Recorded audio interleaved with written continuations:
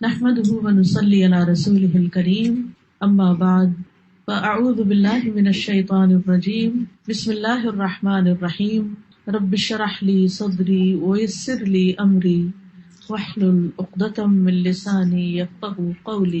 حفاظت کی دعائیں جو ہم نے شروع کی تھی اس میں آج ہم سورۃ البقرہ کی آخری دو آیات کی فضیلت پڑھیں گے۔ نمبر 2 دعا جو ہے اعوذ باللہ من الشیطان الرجیم بسم اللہ الرحمن الرحیم آمن الرسول بما انزل الیہ من ربہ والمؤمنون کل آمن باللہ وملائکتہ وکتبہ ورسلہ لا نفرق بین احد من رسلہ وقالوا سمعنا واطعنا غفرانک ربنا والیک المصیر لا یکلف اللہ نفسا الا وسعها لها ما كسبت وعليها ما اكتسبت ربنا لا تؤاخذنا إن نسينا أو أخطأنا ربنا ولا تحمل علينا إصرا كما حملته على الذين من قبلنا ربنا ولا تحملنا ما لا طاقة لنا به واعف عنا واغفر لنا وارحمنا أنت مولانا فانصرنا على القوم الكافرين۔ عبداللہ بن عباس بیان کرتے ہیں کہ ایک دن جبریل علیہ السلام نبی صلی اللہ علیہ وسلم کے پاس بیٹھے ہوئے تھے کہ ایک بہت زور کی آواز سنی۔ جبریل علیہ السلام نے اپنا سر اٹھایا اور کہا کہ آسمان کا ایک دروازہ ہے جو آج کھلا ہے، آج سے پہلے یہ کبھی نہ کھولا گیا۔ پھر اس سے ایک فرشتہ اترا۔ جبریل علیہ السلام نے کہا کہ یہ ایک فرشتہ ہے جو آج سے پہلے کبھی زمین پر نہیں اترا۔ فرشتے نے سلام کیا اور کہا کہ آپ صلی اللہ علیہ وسلم کو 2 نوروں کی خوشخبری ہو جو آپ کو عنایت ہوئے ہیں، آپ سے پہلے یہ کسی نبی کو نہیں دیے گئے، اور دوسری سورۃ البقرہ کی آخری آیات، کوئی حرف اس میں سے تم نہ پڑھو گے کہ اس کی مانگی ہوئی چیز تمہیں نہ ملے، یعنی اس کو پڑھ کر اور دعائیں بھی قبول ہوتی ہیں۔ تو بات یہ ہے کہ اللہ تعالیٰ نے مختلف چیزوں کو مختلف پر فضیلت بخشی، جیسے رات ساری برابر نہیں، رات کا آخری حصہ اپنے فضیلت کے اعتبار سے باقی رات پر بھاری، یعنی سحری کا وقت جو ہے اس میں اللہ سبحانہ و تعالیٰ خاص طور پر دعائیں سنتے ہیں۔ اسی طرح دن کے اول حصے میں اللہ نے برکت رکھی ہے، اللہم بارک لی امتی فی بکورہا، یعنی صبح صبح کا جو وقت ہوتا ہے۔ اسی طرح ہفتے کے دنوں میں جمعے کے دن کو فضیلت بخشی، سال کے مہینوں میں رمضان کو فضیلت بخشی۔ اسی طرح جگہوں کے اعتبار سے اللہ تعالیٰ نے مکہ کو خاص طور پر چن لیا، پیغمبروں میں بھی اللہ تعالیٰ نے بعض کو بعض پر فضیلت دی، اعمال میں بھی اللہ تعالیٰ نے بعض اعمال کو بعض اعمال پر فضیلت دی۔ اسی طرح قرآن مجید کی بعض آیات کو بعض پر فضیلت دی گئی، حالانکہ کلام سارا اللہ سبحانہ و تعالیٰ کا ہے، لیکن بعض حصہ بعض سے زیادہ برکت والا ہے، حالانکہ سب میں ہی خیر ہے، سارے میں خیر ہے۔ تو اسی میں سورۃ الفاتحہ کا ایک خاص مقام ہے، اور سورۃ الفاتحہ جو ہے اس کو سورۃ شفا بھی کہا گیا ہے، رقیہ بھی کہا گیا ہے، اس کو ہر نماز میں پڑھنے کو واجب قرار دیا گیا ہے، اور پھر اس کو پڑھ کر اگر دم وغیرہ کیا جائے تو وہ بھی فائدہ مند ہوتا ہے، اور تجربے سے یہ بات ثابت ہے۔ جب صحابہ کرام میں سے کسی ایک نے راستے میں کسی سفر کے دوران ایک قبیلے کے سردار کو جو بچھو کاٹ گیا تو اس پر دم کیا تو اس کو آرام آ گیا، جبکہ اس کو کسی اور چیز سے فائدہ نہیں ہو رہا تھا۔ تو اب یہ جو خصوصیت سورۃ الفاتحہ کے اندر ہے وہ کسی اور حصے میں اس طرح نہیں ہے۔ اسی طرح سورۃ البقرہ کی آخری 2 آیات بھی بہت اہمیت کی حامل ہیں، اور ان کی ایک فضیلت جو یہاں پتہ چلتی ہے کہ ان کو پڑھ کر اگر کوئی شخص دعا کرتا ہے تو وہ دعا قبول ہوتی ہے۔ ایک اور حدیث میں آتا ہے، عبداللہ بن مسعود سے روایت ہے کہ جب رسول اللہ صلی اللہ علیہ وسلم معراج پر تشریف لے گئے تو آپ سدرۃ المنتہا تک پہنچے، زمین سے جو کچھ بھی چڑھتا ہے وہ یہیں آ کر ٹھہر جاتا ہے، پھر لے لیا جاتا ہے، اور جو اوپر سے اترتا ہے وہ بھی یہیں ٹھہر جاتا ہے، پھر لے لیا جاتا ہے۔ اللہ تعالیٰ نے فرمایا یخش السدرۃ ما یخشی، جب ڈھانپ رہا تھا سدرہ کو جو کچھ کے ڈھانپ رہا تھا۔ جب نبی صلی اللہ علیہ وسلم معراج پر تشریف لے گئے تو جو بیری کا درخت تھا اس کے اوپر جو روشنی تھی اس کی بات ہو رہی ہے۔ عبداللہ نے کہا کہ سونے کے پتنگے تھے وہ جو اوپر چھا رہا تھا۔ پھر رسول اللہ صلی اللہ علیہ وسلم کو وہاں 3 چیزیں دی گئی تھی، ایک تو 5 نمازیں، دوسری سورۃ البقرہ کی یہ آخری آیات، اور تیسری آپ کی امت میں سے اس شخص کے باقی تمام تباہ کرنے والے گناہوں کو اللہ نے بخش دیا جو اللہ کے ساتھ کسی کو شریک نہ ٹھہرائے، جو شرک نہ کرے۔ تو یہ 3 چیزیں ملی تھی جن میں نماز کا ذکر عام طور پر ملتا ہے کیونکہ اس کے بارے میں مزید وضاحت سے احادیث بھی ہیں۔ تو اس حدیث سے کیا پتہ چلتا ہے کہ سورۃ البقرہ کی آخری 2 آیات عرش کے نیچے سے ایک خاص خزانے سے نصیب ہوئی ہیں، اور یہ نبی صلی اللہ علیہ وسلم ہی کو ملی ہے، باقی انبیاء کو نہیں دی گئی۔ ایک اور روایت سے پتہ چلتا ہے، نعمان بن بشیر سے روایت ہے کہ نبی صلی اللہ علیہ وسلم نے فرمایا کہ اللہ تعالیٰ نے آسمان و زمین پیدا کرنے سے 2000 سال پہلے ایک کتاب لکھی، اس کتاب میں سے 2 آیات اتاری جن کے ساتھ سورۃ البقرہ کو ختم کیا۔ کب کی بات ہے یہ؟ زمین و آسمان کے پیدا کرنے سے 2000 سال پہلے کی بات۔ قلم کب پیدا ہوا تھا؟ 50,000 سال پہلے، باقی چیزوں کی تخلیق کے۔ جس گھر میں 3 رات یہ آیات پڑھی جائیں شیطان اس کے قریب نہیں آتا۔ رسول اللہ صلی اللہ علیہ وسلم نے فرمایا، مجھے سورۃ البقرہ کی آخری آیات عرش کے نیچے ایک خزانے سے دی گئی، مجھ سے پہلے یہ آیات کسی نبی کو نہیں دی گئی، یعنی یہ آپ کی خاص خصوصیت ہے کہ آپ کو یہ نصیب ہوئی۔ اور پھر ایک اور جگہ یہ بات بھی پتہ چلتی ہے ان آیات کے بارے میں کہ جو شخص رات کے وقت ان آیات کو پڑھ لیتا ہے تو وہ اسے ہر چیز سے کافی ہو جاتی۔ تو آپ اس کو اپنی عادت بنا سکتے ہیں، رات کو سونے سے پہلے پڑھ لیں یا کسی نماز میں پڑھ لیں، مغرب یا عشاء کی نماز میں پڑھ لیں یا ویسے ہی بیٹھ کے پڑھ لیں، کیونکہ ان کی فضیلت بہت زیادہ ہے۔ تو ان آیات کا ترجمہ جو ہے وہ آپ دیکھ سکتے ہیں قرآن پاک ترجمے والے سے، لیکن یہ ہے کہ جو خاص بات ان آیات میں کی گئی ہے، پہلے تو اس میں ایمان پر بات ہے کہ رسول خود بھی ایمان لائے ہیں اور سارے مومن بھی۔ کن کن چیزوں پر؟ اللہ پر، ملائکہ پر، کتب پر، رسول پر۔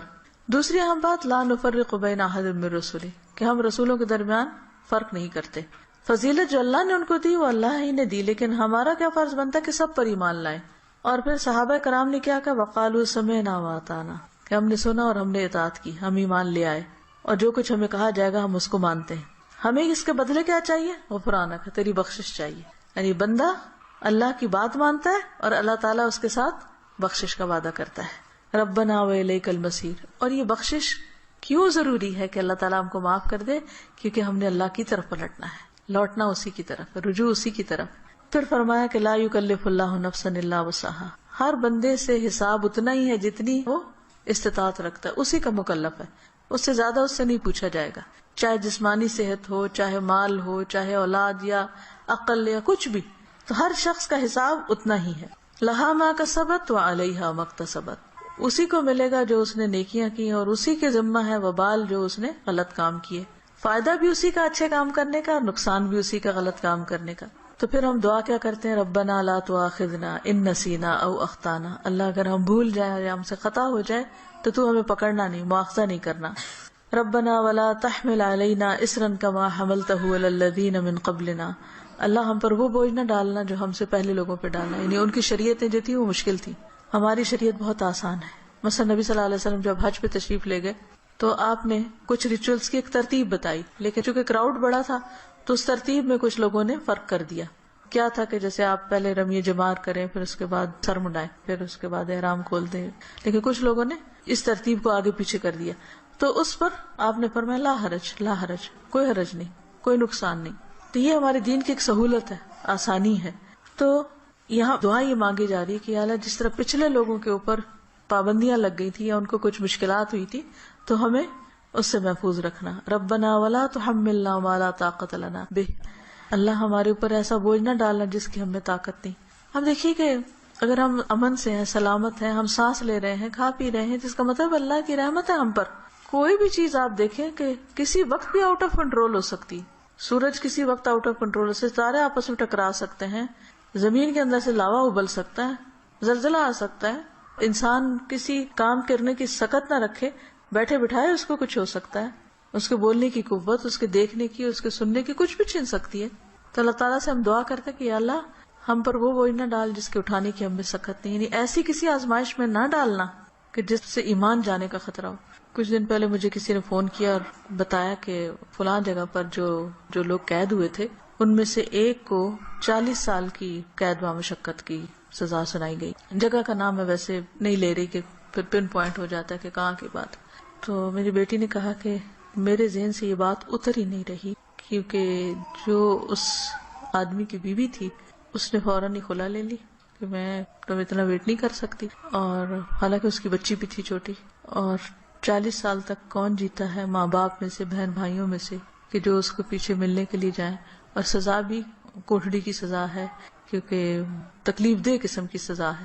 تو وہ کہتے ہیں اس شخص کی بیوی نے خود آ کے بتایا کہ میں یعنی کہ کس طرح یہ سب کچھ ہوا اور کیسے وہ پکڑا گیا اور کیسے سزا ہوئی، کس طرح میں نے خلا لے لی اور اب میں خود ارن کر رہی ہوں، اپنا زندگی چلا رہی ہوں. کہتی کہ مجھے جو چیز بہت زیادہ ڈسٹرب کر رہی ہے وہ یہ کہ دنیا میں بھی بعض اوقات لوگوں پر ایسی بڑی بڑی تکلیفیں آ جاتی ہیں کہ جس میں سارے ہی ساتھ چھوڑ جاتے ہیں، تو قبر میں کیا ہوگا، جہنم میں کیا ہوگا، کوئی حال نہیں پوچھنے آئے گا.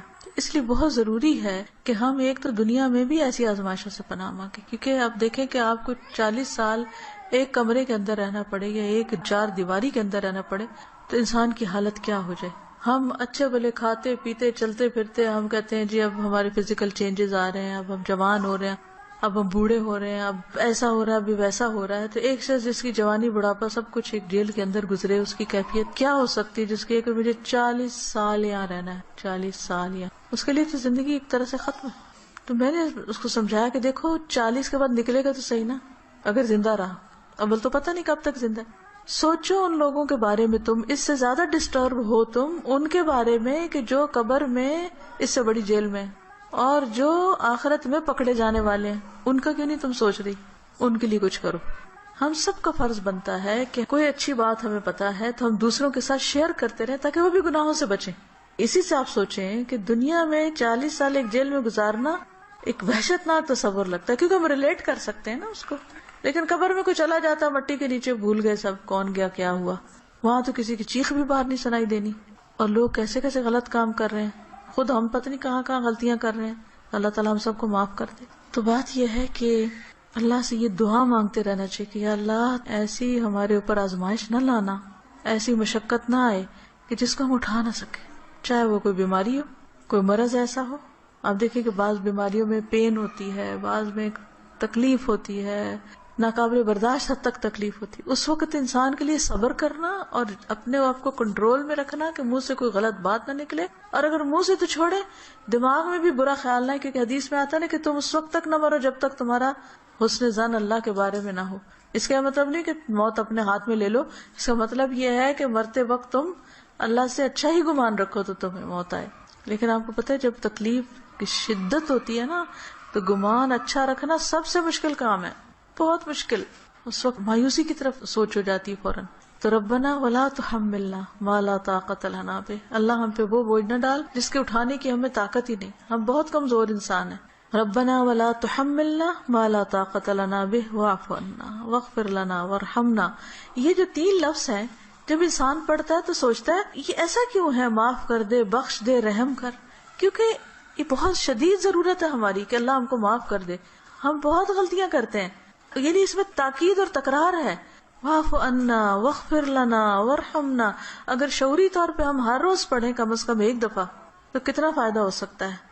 انت مولانا فانصرنا علی القوم الکافر، تو ہمارا مولا ہے تو دنیا میں بھی تو ہمیں کافر لوگوں پر مدد دے. تو اللہ تعالی ہمیں اس دعا کو پڑھنے اور سمجھنے اور عمل کرنے کی توفیق دے. السلام علیکم ورحمۃ اللہ وبرکاتہ. سبحانک اللہم وبحمدک، اشہد ان لا الہ الا انت، استغفرک واتوب الیک. السلام علیکم ورحمۃ اللہ وبرکاتہ.